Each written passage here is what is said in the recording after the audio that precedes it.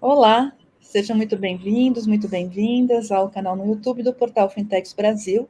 Meu nome é Lea De Luca, eu sou editora e fundadora do portal, e hoje estou aqui com o Marcelo França, que é CEO da Seucoin, e a gente vai bater um papo. Ele acabou de voltar do Web Summit, vai falar um pouquinho do que ele viu lá, né, o que ele achou, como é que foi, e também vai contar a história da Seucoin para a gente, contar quais são as principais linhas de negócios e como é que ele está vendo o futuro aí.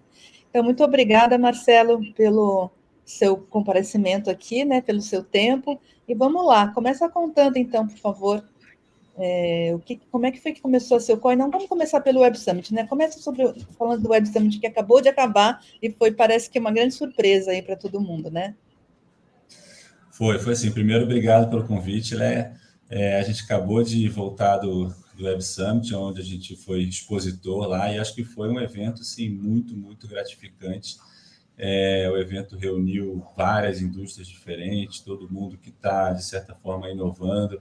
E acho que para esse momento do mundo dos serviços financeiros, assim, foi uma super oportunidade para a gente se conectar de uma vez só com várias indústrias, né? Então, eu acho que para o Rio de Janeiro, especialmente, né, acho que tem mais 4 anos de evento, se não me engano, é uma oportunidade grande de se colocar aí no centro de um polo de inovação mesmo, colocar o Brasil na rota, né? Para a gente foi muito legal, a gente pôde levar o nosso conjunto de produtos, de soluções, né? A Seucoin é uma grande infratech de serviços financeiros e hoje atende mais de 10 indústrias diferentes. Começamos muito focados em fintechs, bancos médios, bancos digitais, e hoje a gente tem visto nossos produtos sendo consumidos por todo tipo de segmento diferente, né? Então, acho que foi um casamento perfeito com o Web Summit. A demanda, o volume de pessoas que visitaram a gente, queriam conhecer, e muita gente que já conhecia também, foi muito, muito mais do que a gente esperava. Legal. Conta um pouco agora sobre a Seucoin, né? Você falou que é uma infratech, né? Fala das linhas de negócios. Aí vocês atendem vários segmentos, né, que querem embedar, né, as finanças, como a gente está acostumado a ouvir falar hoje. Explica o que é finanças, né, embedadas e como é que vocês atendem com a sua tecnologia essas empresas, por favor. Legal. Na Seucoin, a gente tem algumas verticais, como, por exemplo, a nossa linha de Bank as a Service, ou Core Bank, que é, na prática, uma estrutura de contas para quem quer criar uma fintech do zero. Temos também toda a infraestrutura de Pix para quem quer receber ou enviar pagamentos usando Pix. Temos a nossa infraestrutura de Open Banking também, que veio do nosso terceiro M&A. Temos toda uma agenda também de conexão com o que a gente chama de utilities, que são concessionárias, operadoras, órgãos públicos e redes de ATM para quem quer adicionar serviços de pagamento, saque, recarga de uma tacada só. E tem toda uma agenda de crédito também para empresas que querem quase que atuar como banco, sem ser banco, né? Então, eles entram com a nossa infraestrutura de tecnologia e licenças e a gente consegue viabilizar esse tipo de projeto para eles. Então, essas são as principais linhas de negócio. A gente tem, talvez, dividido em 2 grandes grupos: uma infraestrutura completa de banking, que a gente chama. Qualquer empresa pode criar sua conta, criar sua fintech. E a gente tem uma camada também que a gente chama de embedded payments, que ela acaba sendo consumida por muitas redes de varejo que querem, por exemplo, receber pagamentos com Pix, ou então ERPs que querem permitir que o seu front-end, o front-end do ERP, passe a ser a principal camada de gestão financeira da empresa. Então, dentro do ERP, ele consegue, por exemplo, a empresa consegue acessar seus extratos em vários bancos, consegue receber e enviar pagamentos, fazer cobranças. Então, acho que a gente tem esses 2 grandes grupos, né, nessa infratech, né, uma de banking e outra de pagamentos embedados para atender todo tipo de indústria. Legal. E vocês recentemente fizeram aí um reposicionamento, né, estratégico. Conta para a gente como é que foi isso. A gente colocou no ar um site novo, o Cellbricks, que na prática a gente tem essa infraestrutura que pode ser consumida como um todo. todos os produtos de uma vez só, mas a gente também tem tudo modularizado e a gente percebeu que diferentes indústrias têm diferentes necessidades. Às vezes, uma fintech ela quer ancorar sua operação no nosso Bank as a Service, quer adicionar serviços usando a nossa camada de conexão com utilities, concessionárias. Enfim, tem uma fintech que tem uma necessidade diferente, às vezes um RP tem outra necessidade, uma seguradora tem outra, uma rede de varejo que às vezes criar as contas digitais dos seus lojistas, ou marketplace também, quer fazer algo parecido. Então, a gente criou o Cellbricks, que na prática é a aplicação de diferentes peças da nossa infraestrutura para diferentes indústrias. A gente, ao invés de vender uma determinada API A, B, C, a gente vende use cases que se encaixem e tenham aderência bem a diferentes indústrias e tem sido tem tracionado bastante dessa forma. Legal. Vamos falar um pouquinho também de Open Finance, né, que é um assunto aí que está bem quente, e vocês também atuam aí nesse negócio, né? Então, conta para mim como é que você vê aí a implantação do Open Finance até agora e como é que você vê isso daqui para frente. Legal. Acho que o Open Finance ou Open Bank, diferente do Pix, no Pix o Banco Central chegou já com um conjunto de tudo pronto, né? E as empresas acabaram se adaptando rapidamente. A gente viu uma atração quase que explosiva e continua havendo um crescimento muito forte, né? Acho que no Open Finance toda a infraestrutura foi criada através de grupos de trabalho. Demorou mais para ganhar tração, mas a gente tem visto uma tração cada vez maior, cada vez mais pessoas dando consentimento para compartilhar seus dados, cada vez mais gente iniciando pagamentos através do Open Finance, né? Então, a gente vê como uma próxima onda.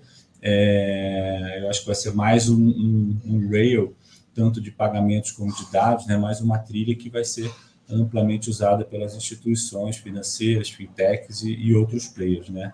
Do nosso lado, a nossa terceira aquisição, anunciada em março, foi a Finansys-Tech, que era o provedor líder em infraestrutura de Open Finance. Hoje ele atende mais ou menos 35% a 40% dos players regulados que querem participar do Open Bank. Eles se conectam na nossa infraestrutura e automaticamente, rapidamente, eles estão dentro do Open Finance, respondendo todas as requisições que chegam, expondo as APIs do jeito que o Banco Central precisa, fazendo toda a gestão de consentimentos. E agora, com a combinação da tecnologia deles mais a nossa licença de iniciador de pagamento, a gente consegue também levar essa mesma infraestrutura para qualquer empresa de qualquer segmento. Então, a gente está bastante animado com o Open Finance e a gente vê um potencial aí tão grande quanto o do Pix nos próximos anos. Legal. E a gente pode continuar falando um pouco de cenário, de contexto, né? Como é que você vê, por exemplo, essa enxurrada aí de aparecimento de fintechs que está causando um fenômeno que era um pouco que o Banco Central queria, né? Da descentralização e mais inclusão bancária no Brasil, né?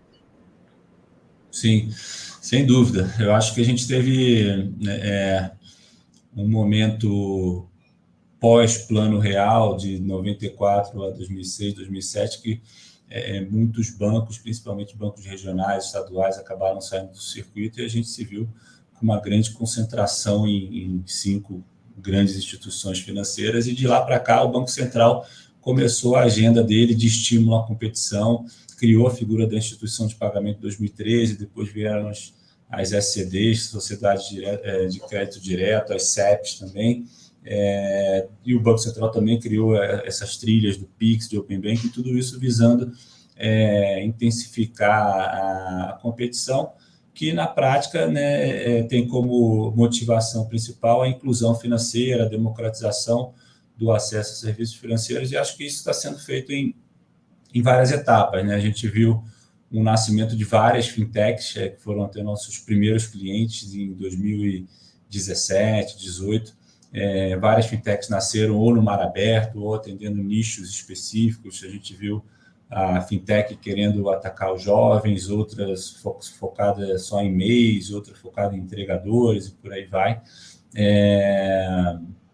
A gente viu também muitas empresas não financeiras criando seus braços, né, suas contas digitais dentro de um ecossistema fechado, às vezes concessionárias, ou outros players. E agora a gente tem visto também talvez uma terceira onda dessas APIs financeiras embedadas sempre em plataformas como RPs, marketplaces ou redes de varejo. Então, na prática, cada transação que acontece, seja numa fintech nova ou dentro de uma plataforma dessa, ela deixa de acontecer num banco grande e acaba acontecendo fora, né? Então, tudo isso estimula a competição e vai causando, mesmo que lentamente, uma desconcentração e dando mais oportunidades para que pessoas tenham serviços melhores e mais baratos, com maior qualidade. Legal. Ainda dentro desse tema, né, de contexto aí, não podia deixar de perguntar para você como é que você está vendo a questão da redução do apetite dos investidores de venture capital, né?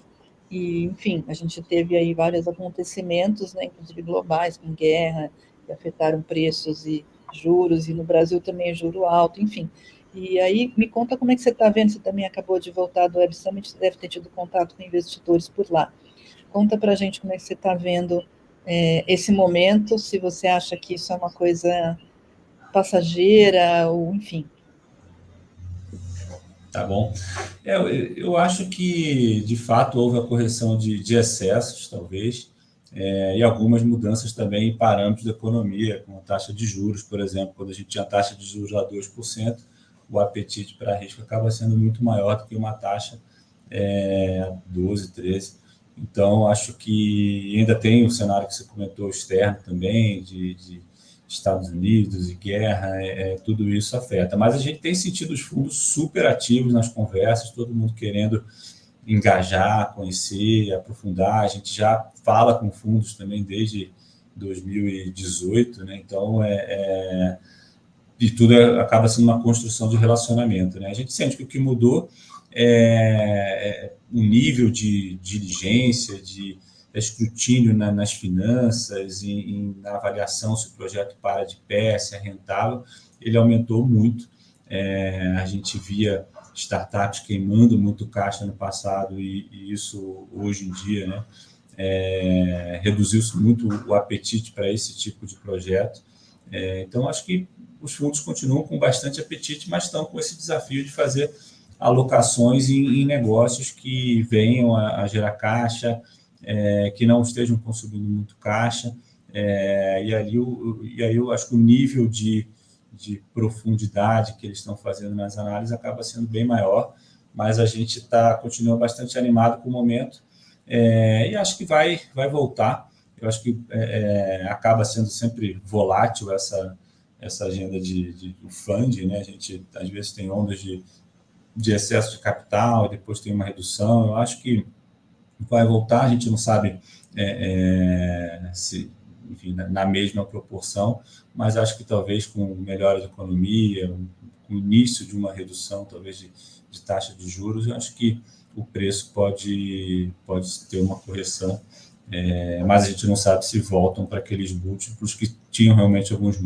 múltiplos totalmente fora da realidade, né? Então, acho que é uma agenda cíclica, mas a gente continua super animado aí nas conversas com os fundos. Legal. Marcelo, vamos comentar então agora, contar um pouco para o pessoal aqui que não conhece a história da Cellcoin desde o começo, né? Conta tudo, conta da onde surgiu a ideia, por que o nome Cellcoin, Coin é moeda, mas vamos ver por que é de célula e moeda, Cellcoin. Vamos lá, conta para a gente a história todinha da Cellcoin. Legal. A Cellcoin nasceu em 2016, a gente tinha um sonho grande de promover a inclusão financeira e democratizar o acesso a serviços. A gente tinha inspiração em alguns cases, principalmente na África, como o M-Pesa. E a primeira versão da Cellcoin lá em 2016 foi uma carteira digital pré-paga. Daí vem o nome Cellcoin, de dinheiro no celular. A gente viu que todo brasileiro já estava com o smartphone na mão, e ainda dezenas de milhões de pessoas frequentando lotéricas e agências, a gente investiu muito na integração com concessionárias, redes de ATM, operadoras, para colocar na mão do usuário tudo que ele precisava para não precisar mais ir na lotérica, né? Então, a ideia era promover a inclusão financeira através de uma conta, né? E a gente percebeu que ia ser super desafiador do ponto de vista de capital e manutenção da recorrência. E, ao mesmo tempo, a gente recebeu uma demanda de muitas fintechs, bancos digitais, bancos médios que estavam nascendo naquele momento, e eles eram basicamente um cartão e um saldo, um cartão e uma conta, e todos eles precisavam dos serviços que a gente tinha construído. Eles precisavam que o seu usuário pudesse pagar uma conta, fazer uma recarga, fazer um saque, fazer uma transferência. Então, mesmo antes do termo Bank as a Service se tornar mais conhecido, a gente abriu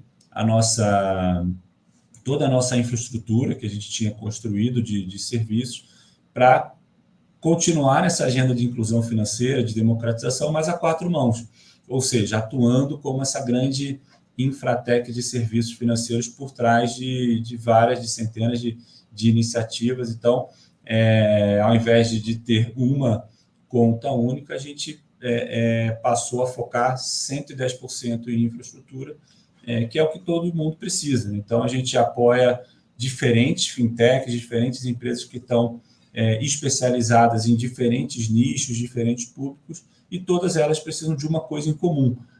Todas elas precisam de uma infraestrutura de serviços que inclui conexão com o Pix, conexão com o Open Bank, licenças em muitos casos, conexão com concessionárias, com SPB. Então, a gente se especializou nisso e de lá para cá vem escalando com essa combinação de cada vez mais fintechs e empresas oferecendo serviços financeiros, mais produtos e os nossos clientes crescendo, né? A gente está com alguns clientes desde o dia zero, que hoje são unicórnios. Então, com esses três pilares, a gente vem crescendo exponencialmente desde então. Legal. E tem alguma coisa que você pode dar algum spoiler aí, o que vem pela frente, o que a Silcoin está planejando para os próximos meses? A gente voltou do Web Summit com bastante trabalho aqui de muitas oportunidades novas comerciais. A gente continua ativo na frente também de M&As, olhando oportunidades. Fizemos 3 até aqui. A gente continua, montamos uma estrutura interna para tentar achar bons times com bons produtos que a gente ainda não tenha para colocar dentro do nosso ecossistema, para que 1 mais 1 passe a ser 5, né? E a gente continua com uma agenda também de crescimento orgânico, desenvolvimento de novos produtos, de uma forma bastante intensa, né? Então, não tem uma novidade aqui específica, mas a gente continua escalando. Estamos hoje com 310 colaboradores de 3 M&As. Queremos processar esse ano mais de 100 bilhões de reais. Ano passado foram um pouco mais de 50, né? Então, a gente continua numa agenda de crescimento forte. Desculpa, eu não entendi. Vocês querem processar quanto, Marcelo, esse ano? 100 bilhões de reais, né? Tá, então dobrar, basicamente. Exatamente. A gente está querendo dobrar esse ano. Marcelo, para terminar, fala um pouco de você, de onde você veio, o que você fez antes, como é que enfim, você já contou um pouco a origem da Silcoin, mas fala um pouquinho de você. Bom, minha formação na área de tecnologia, eu fiz tecnologia na PUC do Rio de Janeiro. Depois, o meu primeiro emprego foi no grupo Bozano Simmons. Comecei fazendo downsizing de sistemas do mainframe para baixa plataforma. Depois participei da privatização do Banco Meridional. E depois participei também do lançamento da Investshop.com, que foi uma das primeiras corretoras online no Brasil, logo que a Bovespa lançou o sinal online para que pessoas pudessem fazer trades online. A gente criou a plataforma que foi adquirida pelo Unibanco, né?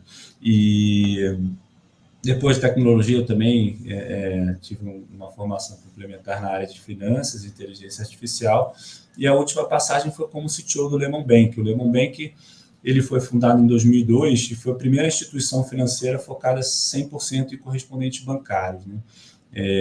Correspondente bancário é aquela lojinha, um mercadinho que pode atuar como uma agência. Então, a gente fundou o banco em 2002, eu saí do banco como head de tecnologia, e a gente escalou também a rede e foi adquirida pelo Banco do Brasil, e foi a inspiração para criar a Cellcoin, que a gente montou uma super rede de correspondentes, viu as pessoas, eu pessoalmente visitei mais de 100 pontos em Norte e Nordeste, e a gente via as pessoas indo nos pontos com aquele dinheirinho para fazer suas obrigações, pagar suas contas, e a gente imaginou que depois dessa onda viria a digitalização, as pessoas pagando ali diretamente no celular. Então, serviu, além de resolver um problema de distribuição geográfica de serviços financeiros, ele serviu de inspiração para a construção da Cellcoin. Então, essa é um pouco da história, da nossa trajetória até aqui. Legal. Muito obrigada, Marcelo. Foi um prazer falar com você aqui. De novo, obrigada pelo seu tempo e sucesso, né? Espero que vocês continuem crescendo e até uma próxima vez. Eu que agradeço o convite, Léa. Obrigado. Um abraço.